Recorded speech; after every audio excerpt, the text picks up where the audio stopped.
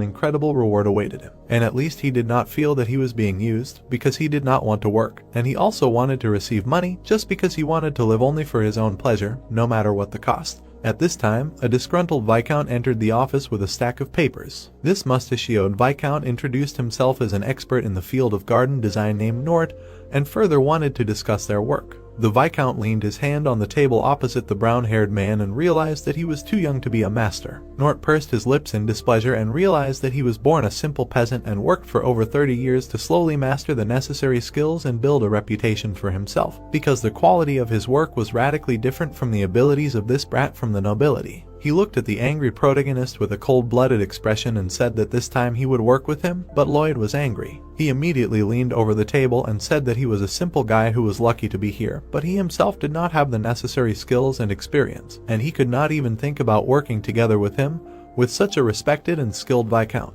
Then the brown-haired man raised his gaze above the table and said that he only hoped to learn from him while being around him, because it would be an honor for him to know how bad he was. Nort's eyes widened at this statement. He immediately happily broke into a wide smile and realized that this guy knows a thing or two. The next day, the sun's rays were breaking through the thick clouds. The joyful Viscount put a drawing of the entire garden plan on the table. Lloyd started pointing his finger and was excited because it was a very detailed image of such a huge area. Nort continued to tower over the table with a malicious smile and asked about the plan, because he had made it in just a day, and Lloyd considered him a genius. They continued to excitedly discuss this plan when the brown-haired man rose above the table, and Nort said that he had done everything himself and the boy was no use. The protagonist picked up on this doubt and said that if he interfered, he would only ruin everything. The brown-haired man watched as the maliciously smiling Viscount grabbed all the plans and began to leave, adding that he was starting research, and told the boy to get lost somewhere and not to be seen by him. Our hero watched as the